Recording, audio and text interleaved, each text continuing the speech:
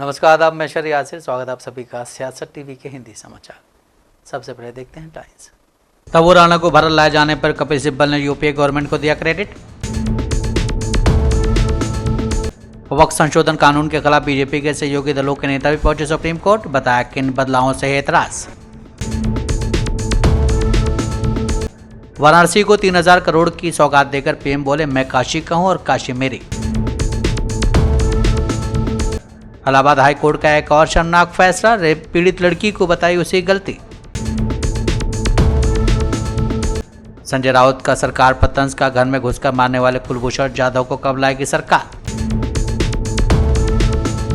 तेजस्वी यादव बोले, बिहार में चौपट राजा, पुलिस ने डेटा दिया तो फिर गिनाए 117 क्राइम।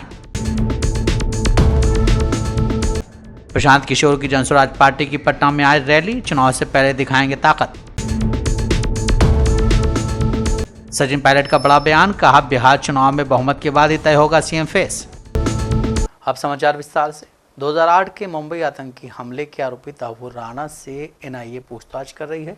राणा को गुरुवार को भारत लाया गया। इसको लेकर वरिष्ठ वकील और राज्यसभा सांसद कपिल सिब्बल ने कहा है कि मैं सरकार को मुबारकबाद देता हूं कि आज तबू राणा को हिंदुस्तान लाया गया है और एनआईए को 18 दिन की कस्टडी दी गई है। उन्होंने कहा कि यूपीए सरकार के दौरान ही एनआईए का गठन हुआ था। चिदम्बरम साहब तब होम मिनिस्टर थे। कि आज तबू राणा हिंदुस्तान में पहुंच के उसकी हिरासत एनआईए की कस्टडी में 18 दिन की दी गई।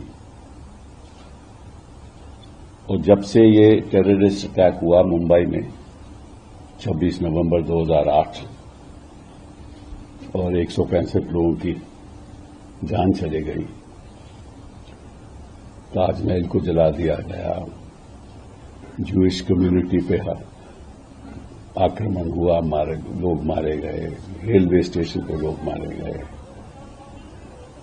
ऐसा हादसा तो कभी पहले हुआ नहीं था। और ये लाजमी था कि किसी तरीके से जो भी इस टेररिस्ट अटैक जिन्होंने भी कंस्पिरेसी की है उनको कानून के द्वारा सजा दी जाए। उस समय मुझे याद है, ये भी याद है कि यूपीए के दौरान में एनआईए का गठन हुआ। उससे पहले एनआईए थी नहीं, नेशनल इन्वेस्टिगेटिंग एजेंसी। चाहे आपको मालूम है कि सीबीआई सब देखती थी, लेकिन ऐसे हादसे और ऐसे हादसों के लिए एक नया कानून चाहिए था। और मुझे याद है कि उस समय मेरा ख्याल चिदम्बरम साहब होम मिनिस्टर थे, तो एनआईए का गठन हुआ।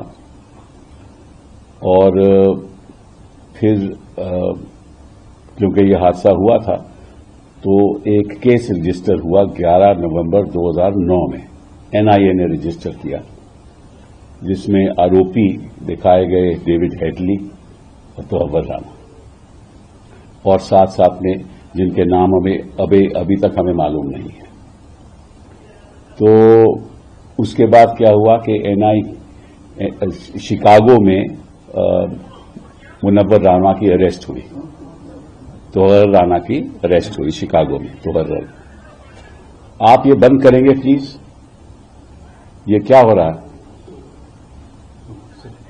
तबू राणा की अरेस्ट हुई शिकागो में, और कुछ आरोपों जो आरोप उन पे लगाए गए थे, पूरे आरोप से उनको सजा नहीं मिली, कुछ उनको रिहा कर दिया गया। तो हमने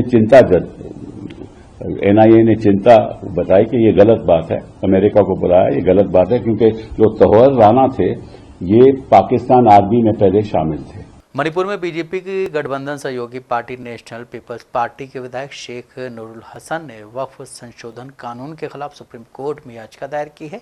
ये पहला मौका नहीं जब बीजेपी की किसी सहयोगी पार्टी के नेता ने वक्फ कानून के विरोध में याचिका दाखिल की है। इससे पहले जेडीयू नेता परवेज सिद्दीकी भी सुप्रीम कोर्ट में याचिका दाखिल कर चुके हैं। नूरुल हसन की याचिका में अनुसूचित जनजाति के लोगों की जमीन को वक्फ करने पर लगी पाबंदी का विरोध किया गया है। याचिका में कहा गया है कि अगर कोई अनुसूचित जनजाति का व्यक्ति इस्लाम को अपना लेता है तो उसे अपनी संपत्ति को वक्फ करने से रोकना गलत है। याचिकाकर्ता ने वक्फ की जा चुकी संपत्ति में उत्तराधिकारी कानून के प्रावधानों को बनाए रखने को भी गलत बताया है। कम से कम 5 साल से मुस्लिम बन चुके व्यक्ति को ही वक्फ का अधिकार देने का भी विरोध इस याचिका में किया गया है। वक्फ संशोधन कानून के खिलाफ अब तक 20 से ज्यादा याचिकाएं सुप्रीम कोर्ट में दाखिल हो चुकी हैं। कुछ मुस्लिम संगठनों और लोगों को छोड़ दें तो इन याचिकाओं में ज्यादातर विपक्षी दलों के नेताओं की हैं। अब बीजेपी के सहयोगी 2 पार्टियों के नेता भी कानून के खिलाफ सुप्रीम कोर्ट पहुंच चुके हैं। 16 अप्रैल को चीफ जस्टिस संजीव खन्ना की अध्यक्षता वाली 3 जजों की बेंच मामले पर सुनवाई करेगी। देश के प्रधानमंत्री नरेंद्र मोदी ने वाराणसी में 3000 करोड़ रुपए से ज्यादा की लागत वाली परियोजनाओं का उद्घाटन और शिलान्यास किया। इस दौरान जनसभा को संबोधित करते हुए पीएम मोदी ने कहा है कि काशी ने उज्जवल भविष्य बनाने की तरफ कदम रखा है। हमारी काशी अब पुरातन की नहीं प्रगतिशील में है। मैं काशी के प्रेम का कर्जदार हूँ। अब काशी पूर्वांचल के आर्थिक केंद्र बिंदु में है। जिस काशी को स्वयं बाबा चलाते हैं वो पूर्वांचल की आर्थिक रस्सी को खींच रही है। पिछले 10 वर्षों में बनारस के विकास ने एक नई गति पकड़ी है। काशी ने आधुनिक समय को साधा है, विरासत को संजोया है और भविष्य को उज्जवल बनाने की दिशा में मजबूत कदम रखे हैं। आज काशी सिर्फ पुरातन नहीं, मेरी काशी प्रगतिशील भी है।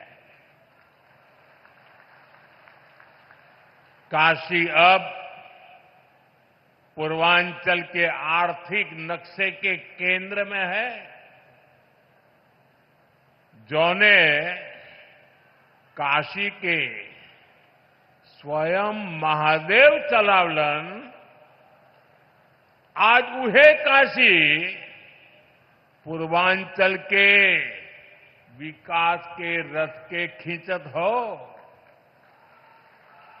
साथियों, कुछ देर पहले काशी और पूर्वांचल के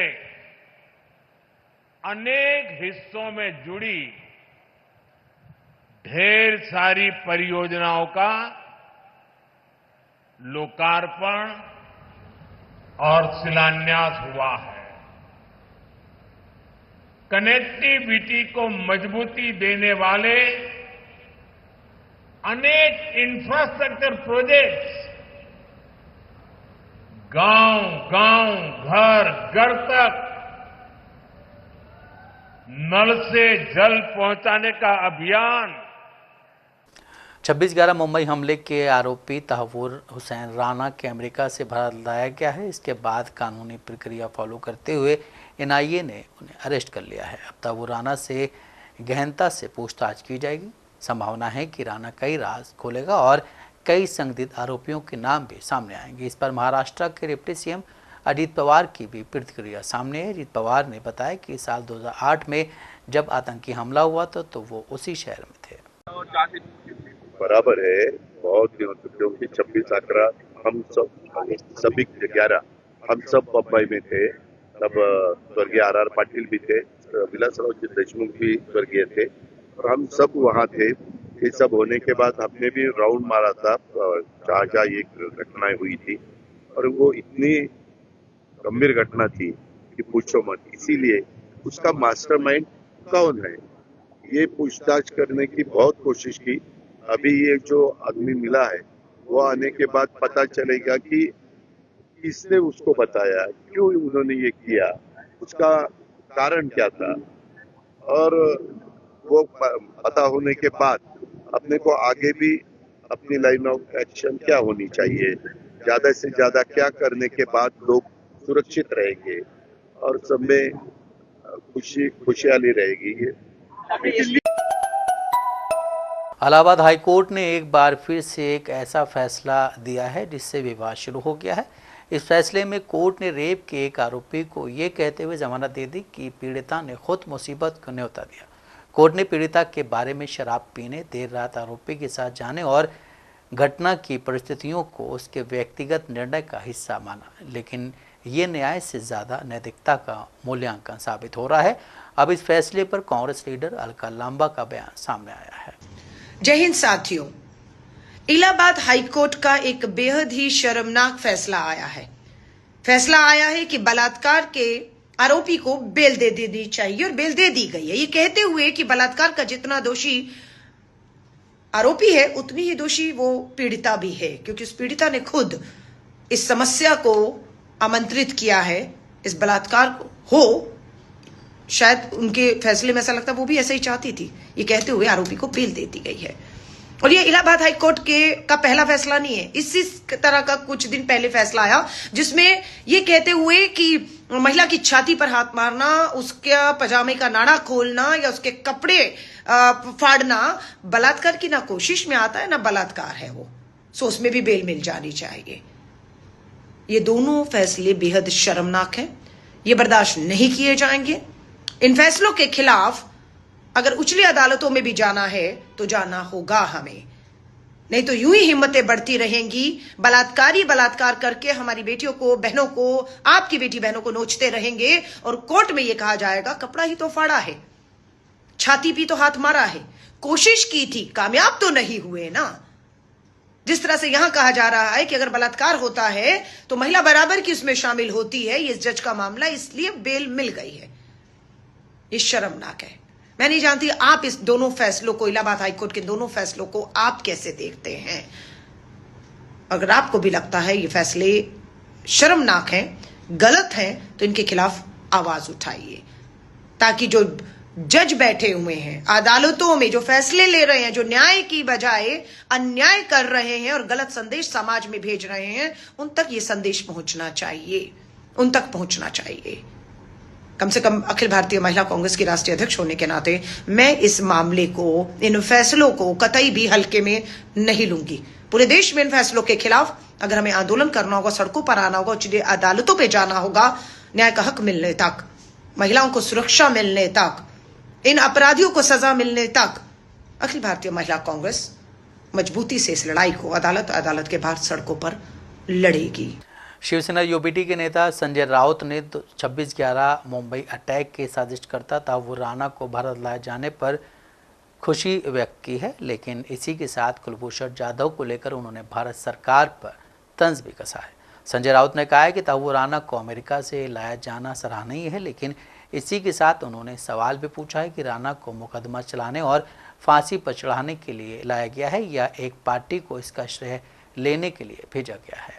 संजय राउत ने बीजेपी पर हमला करते हुए कहा है कि वो लोग राणा महोत्सव क्यों मना रहे हैं। उन्होंने कहा कि ताहूर राणा को कानूनी प्रक्रिया के जरिए लाया गया है, जैसे कि पहले अबू सलेम को पुर्तगाल से लाया गया था। ये सिर्फ भारत सरकार नहीं बल्कि हमारी NIA और विदेश मंत्रालय की सफलता है, इसका किसी पार्टी से कोई संबंध नहीं है। संजय राउत ने कहा कि भारत सरकार 2009 से ही ताहूर राणा को लाने की कोशिश कर रही है। यह नहीं भूलना चाहिए कि तब केंद्र में UPA सरकार थी और न कि मोदी सरकार। 2009 में NIA ने राणा और हेडली दोनों के खिलाफ पहली FIR दर्ज की थी। उस समय NIH की टीम शिकागो गई थी और दोनों से पूछताछ की। संजय राउत ने कहा है कि राष्ट्रीय सुरक्षा का मामला है, पुलवामा का श्रेय ले लें, लेकिन एक सच ये है कि कुलभूषण जाधव को रिहा नहीं करा पाए हैं, जो कि पाकिस्तानी जेल में बंद है। संजय राउत ने कहा है कि जो लोग कहते थे कि वो घर में घुसकर मारेंगे, लेकिन वही लोग कुलभूषण जाधव, नीरव मोदी और मेहुल चौकसी को लेकर नहीं आ सके हैं। संजय राउत ने मांग की है कि देश में वित्तीय घोटालों के आरोपी नीरव मोदी और मेहुल चौकसी को भी भारत लाया जाए। हमें राणा जैसे किसी व्यक्ति को भारत लाकर ये नहीं दिखाना चाहिए कि ये एक बड़ी जीत है। उन्हें भारत लाने का श्रेय तत्कालीन सरकार को जाता है। राउत ने कहा है कि ये प्रक्रिया उसी समय शुरू की गई थी। पंजाब के तरनतारन के गांव कोट में पुलिस टीम पर हमला हुआ। इस हमले में सब इंस्पेक्टर की गोली मारकर देर रात हत्या कर दी गई। सब इंस्पेक्टर रात को हुए झगड़े के सिलसिले में गांव गए थे, वहां पुलिस टीम पर फायरिंग की गई, जिसमें सब इंस्पेक्टर की मौके पर ही मौत हो गई। पुलिस ने इस मामले में गाँव के सरपंच और 20 नामजद लोगों के खिलाफ और 50 अज्ञात लोगों के खिलाफ केस दर्ज किया। इस पर अब कांग्रेस नेता प्रताप सिंह ने कहा कि आपके नियंत्रण में कुछ भी नहीं है, पूरा सिस्टम फेल हो गया है। कि कल वेखो एक बड़ा अनफॉर्चुनेट इंसीडेंट होया है तरनताਰਨ च, जिथे एक DSP दे हुंदे आ, पुलिस मुलाजमां दे हुंदे आ, एक आप दे सरपंच ने शरेआम एक सब इंस्पेक्टर नूं गोली मार दित्ती ते स्कॉट फ्री हो ਮੌਕੇ ਤੋਂ ਨਿਕਲ ਗਿਆ। ਸੋ ਇਹਦਾ ਕਹਿਣ ਦਾ ਮਕਸਦ ਇਹ ਸੀ ਤੇ ਫਿਰ ਅੱਜ ਫਾਈਨੈਂਸ ਮਿਨਿਸਟਰ ਦਾ ਬਿਆਨ ਆਣਾ ਕਿ ਜਿਹੜੇ ਡਰੱਗਸ ਦੀ ਟ੍ਰੇਡ ਪੰਜਾਬ 'ਚ ਹੋ ਰਹੀ ਹੈ ਇਹਦੇ ਵਿੱਚ ਬਹੁਤ ਸਾਰੇ ਬਾਹਰਲੇ ਏਜੰਸੀਆਂ ਤੇ ਬਹੁਤ ਸਾਰੇ ਬਾਹਰਲੇ ਅਫਸਰ ਵੀ ਇਨਵੋਲਡ ਨੇ। ਸੋ ਅਸੀਂ ਤੇ ਪਹਿਲੇ ਤੋਂ ਹੀ ਤੁਹਾਨੂੰ ਕਹਿੰਦੇ ਆ ਰਹੇ ਕਿ ਕੋਈ ਚੀਜ਼ ਵੀ ਆਪ ਦੇ ਕੰਟਰੋਲ 'ਚ ਹੈ ਨਹੀਂ। ਇਹਨਾਂ ਦੇ ਹੱਥ ਇਹਨਾਂ ਦੇ ਪੈਰ ਸੁੱਜਣੇ ਸ਼ੁਰੂ ਹੋ ਗਏ ਨੇ। ਅੱਜ ਹੀ ਡੀਸੀ ਫਰੀਦਕੋਟ ਦੀ ਮੈਂ ਸਵੇਰੋ ਸਵੇਰ ਮੈਨੂੰ ਕੋਈ ਨੋਟਿਸ ਲੈ ਕੇ ਆਇਆ ਕਿ ਚਿੱਠੀ ਦਿੱਤੀ ਹੈ, ਕੋਈ ਨੋਟੀਫਿਕੇਸ਼ਨ ਜਾਰੀ ਕੀਤੀ ਹੈ ਕਿ ਹਰ ਸਕੂਲ ਦੇ ਕੋਈ 10-10 ਬੱਚੇ ਨਾਲ ਇੱਕ ਟੀਚਰ ਜਾਏਗਾ ਤੇ ਦੁਕਾਨਾਂ ਨੂੰ ਜਾ ਕੇ ਚੈੱਕ ਨਸ਼ਿਆਂ ਦੇ ਨੂੰ ਕਰੇਗਾ। ਮੈਂ ਤੇ ਆਪ ਹੈਰਾਨ ਕਿ ਇਹਨਾਂ ਨੂੰ ਔਖੀ ਗਿਆ ਜੀ। ਕੋਈ ਨੌਜਵਾਨ ਬੱਚਿਆਂ ਦਾ ਇਹ ਚੈਕਿੰਗ ਦੁਕਾਨਾਂ ਚੈੱਕ ਕਰਨ ਦਾ ਕੰਮ ਥੋੜਾ, ਇਹ ਐਡਮਿਨਿਸਟ੍ਰੇਸ਼ਨ ਦਾ ਕੰਮ ਹੈ। ਦੇਖੋ ਪਿੱਛੇ ਤੁਹਾਨੂੰ ਯਾਦ ਹੋਏਗਾ ਇਸੇ ਨਹੀਂ ਅਮਨ ਅਰੋੜੇ ਨੇ ਇੱਥੇ ਗੱਲ ਕਹੀ ਸੀ ਡਾਕਟਰ ਅੰਬੇਦਕਰ ਸਾਹਿਬ ਦੇ ਸਟੈਚੂਜ਼ ਦੇ ਉੱਤੇ ਜਿਸ ਕਿਸਮ ਦੀ ਤੁਹਾਨੂੰ ਪਤਾ ਪਿੱਛੇ ਸ਼ਰਾਰਤ ਕਰਨ ਦੀ ਕੋਸ਼ਿਸ਼ ਕੀਤੀ। ਇਹਨਾਂ ਨੇ ਕਿਹਾ ਸਾਡੇ ਵॉलंटियर्स ਉਹਨਾਂ ਨੂੰ ਸੇਫਗਾਰਡ ਕਰਨਗੇ। ਉਹਦਾ ਮਤਲਬ ਕਿ ਗਵਰਨਮੈਂਟ 'ਚ ਹੁੰਦੇ ਹੋਏ ਇੱਕ ਪ੍ਰਧਾਨ ਜਿਹੜਾ ਆਪ ਦਾ ਉਹ ਗੱਲ ਕਹਿ ਰਿਹਾ, ਦੈਟ ਮੀਨਸ ਉਹਨਾਂ ਕਬੂਲ ਲਿਆ ਕਿ ਸਾਡੀ ਆਪਣੀ ਪੁਲਿਸ ਫੋਰਸ ਇਹਦੇ ਕੈਪੇਬਲ ਨਹੀਂ ਕਿ ਡਾਕਟਰ ਅੰਬੇਦਕਰ ਸਾਹਿਬ ਦੇ ਜਾਂ ਸ਼ਹੀਦ ਆਜ਼ਮ ਭਗਤ ਸਿੰਘ ਜੀ ਦੇ ਜਾਂ ਕਿੱਥੇ ਵੀ ਜਿਹੜੀਆਂ ਸਾਡੀਆਂ ਪਰਸਨੈਲਿਟੀਜ਼ ਨੇ ਉਹਨਾਂ ਦੀ ਕੋਈ ਵੀ ਯਾਦਗਾਰਾਂ ਬੜੀਆਂ ਨੇ, ਅਸੀਂ ਉਹਨੂੰ ਸੇਫਗਾਰਡ ਕਰਨ ਵਾਸਤੇ ਵॉलंटियर्स ਅੱਜ ਲੱਭ ਕੇ ਲੈ ਕੇ ਆਵਾਂਗੇ। ਸੋ ਕੰਪਲੀਟ ਫੇਲ ਹੋ ਚੁੱਕਿਆ ਸਾਰਾ ਸਿਸਟਮ ਜੀ। ਮੈਨੂੰ ਇਹਦੇ ਬਾਰੇ ਜਾਣਕਾਰੀ।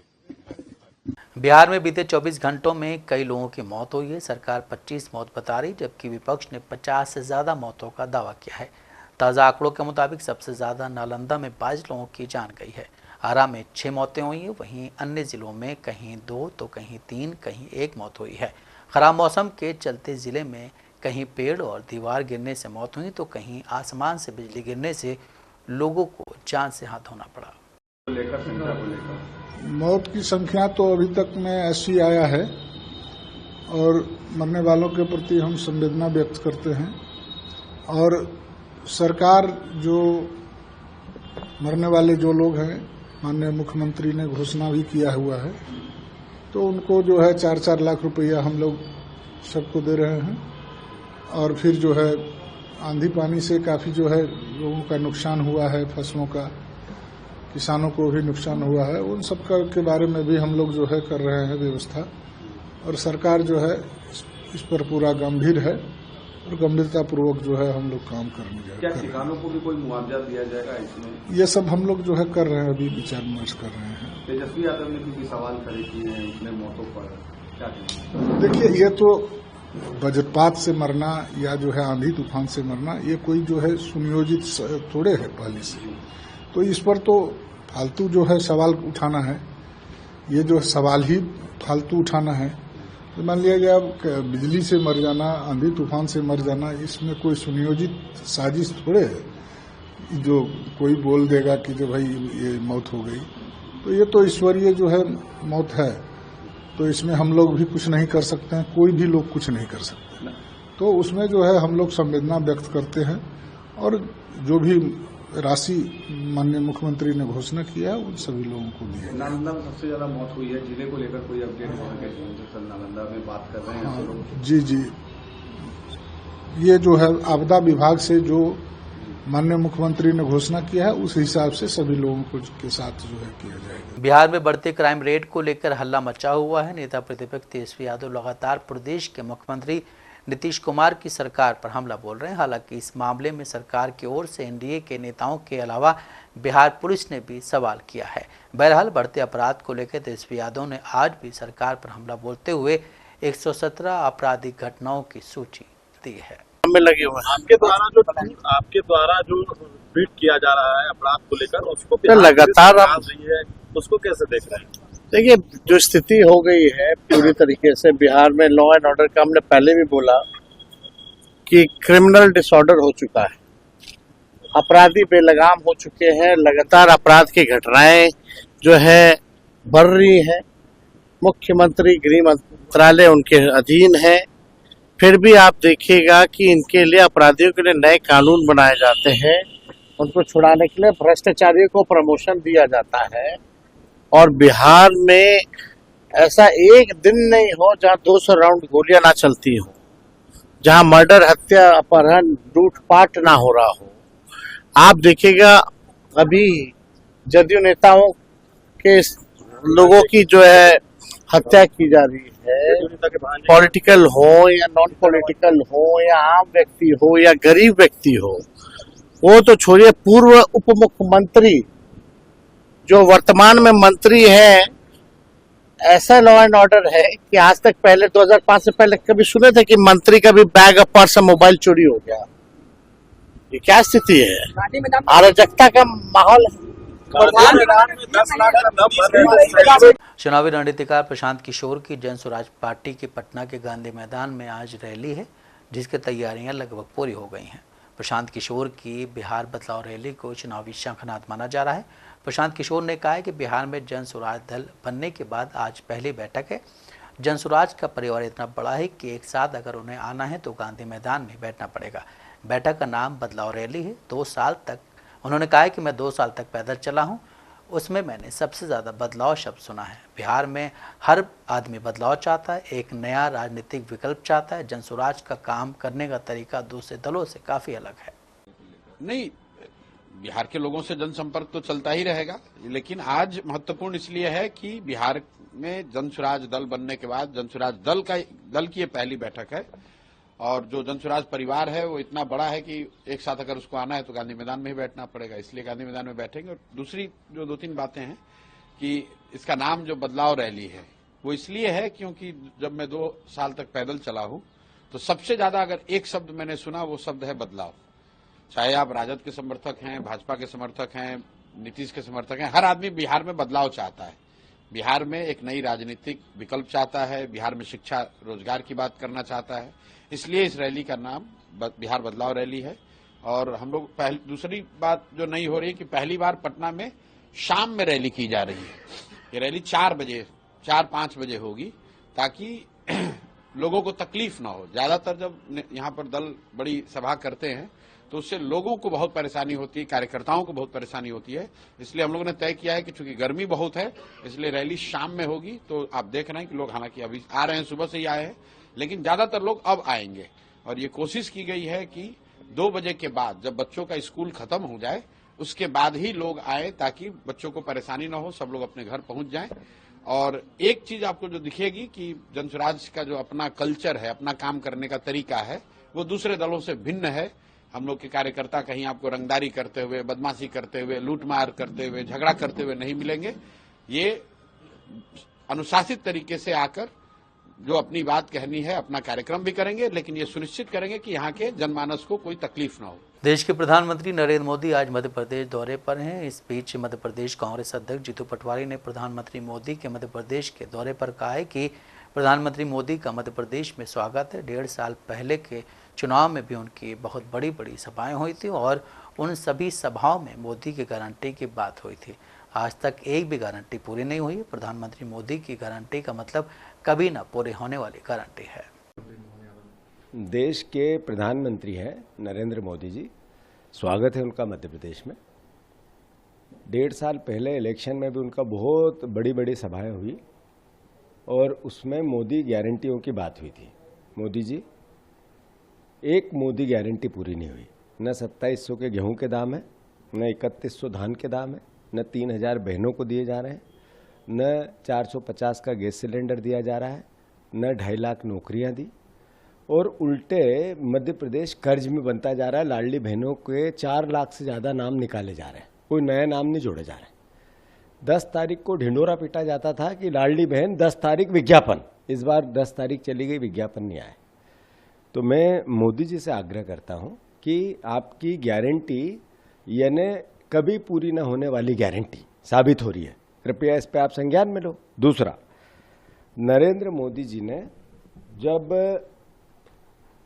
देश के सामने एक विजन दिया था जिसमें उन्होंने देश में करप्शन रहित, न खाऊंगा न खाने दूंगा, तो सौरभ शर्मा का कांड 5 साल 7 साल में 20,000 करोड़ रुपए से ज्यादा का घपला और घोटाला, 100 किलो से ज्यादा सोना था, सूत्र बताते हैं 50 किलो कर दिया, किसका है पता नहीं चला।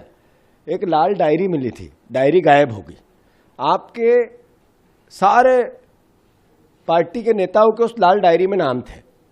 लोक आयुक्त उस डायरी को रफा दफा करने में लगे और पूरा तंत्र उसको सौरभ शर्मा को बचाने में लगा। तो कहाँ गया वो नारा, मेरे आगे भी कोई नहीं है, मेरे पीछे भी कोई नहीं है, न खाने दूंगा न खाऊंगा। वो आपकी ईडी आई थी, वो भी बिना कुछ किए ही चली गई। सौरभ शर्मा की जमानत हो गई। तो नरेंद्र मोदी जी, आपने तो कहा था कि जिन्होंने देश के धन को लूटा है उनसे हलक से निकाल के लाऊंगा। देश के धन को लूटने वाले को आपकी सरकारें बचा रही है। तो कृपया करके स्पष्ट करो कि आप खाओगे या न खाओगे, पर खाने तो दे रहे हो, ये तो दिख रहा है। तो जो खा रहे हैं उन पर सजा दोगे या नहीं दोगे? कांग्रेस के वरिष्ठ नेता और राजस्थान विधानसभा के सदस्य सचिन पायलट पटना पहुंचे। एयरपोर्ट पर कार्यकर्ताओं ने उनका जमकर स्वागत किया।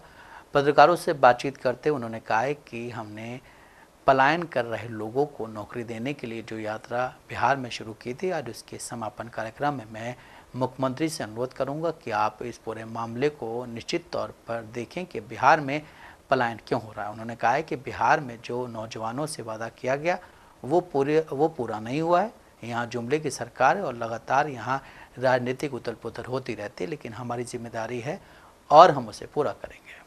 पलायन रोको नौकरी दो, ये कांग्रेस पार्टी का एक नारा है। उस नारे और यात्रा के माध्यम से प्रदेश की सरकार का हम ध्यान आकर्षित करना चाहते हैं।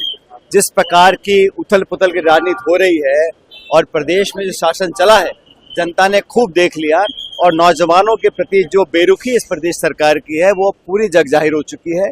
कांग्रेस पार्टी, युवक कांग्रेस, NSY, ये तमाम जो हमारे नौजवानों की जमात है, इन्होंने सैकड़ों किलोमीटर की यात्रा तय करी है। आज उस यात्रा का समापन है। हमारी एक ही मांग है कि आप घोषणाएं करते हैं, वादे देते हैं, जुमले करते हैं, केंद्र की सरकार और राज्य की सरकार, इन्होंने अगर एक सबसे बड़े वर्ग की अनदेखी की है वो नौजवान तबका है। चाहे पेपर लीक हो, चाहे परीक्षा में धांधलीबाजी हो, चाहे नौकरी में धोखा दिया हो, लेकिन लाखों करोड़ों नौजवानों के अरमानों पर जो पानी फेरा है प्रदेश सरकार ने, उसका जवाब मांगने, जनता को विश्वास दिलाने कि कांग्रेस पार्टी, राहुल गांधी जी और पूरा संगठन हमारा नौजवानों के साथ खड़ा है, उनको संबल देने के लिए, ताकत देने के लिए, विश्वास जताने के लिए यात्रा निकाली गई है। यात्रा के समापन के अवसर पर मैं यहाँ पर आया हूँ। तमाम नेतागण, हमारे प्रभारी कृष्णा जी, हमारे अध्यक्ष जी, हम सब मिलकर नौजवानों में उत्साह और विश्वास पैदा करेंगे कि कांग्रेस हमेशा उनके साथ खड़ी रहेगी। देखिए, हम लोग चाहते हैं कि सरकार ने अब तक जो चुनाव जीतने का गणित बिठाया है, सिर्फ और सिर्फ जातिगत राजनीति करी है, पाले बदले हैं। केंद्र सरकार ने जो बिहार को वादे किए थे, लगातार उन पर पानी फेरा है। तो हम जवाब मांगने का काम करेंगे। युवा कांग्रेस, NSY, चाहे विधानसभा हो, चाहे मुख्यमंत्री का निवास हो, हर जगह लोकतांत्रिक तरीके से, गांधीवादी तरीके से, अहिंसा वाले रास्ते पर चलते हुए जोर शोर से पूरे दम के साथ प्रदर्शन करेंगे। पलायन आप ही लोग के राज में। ईरान के परमाणु कार्यक्रम को लेकर एक नई खुफिया रिपोर्ट ने दुनिया भर में खलबली मचा दी है। रिपोर्ट में दावा किया गया है कि ईरान अब सिर्फ कुछ ही हफ्तों की दूरी पर है जब वो परमाणु बम तैयार करने में सक्षम हो जाएगा।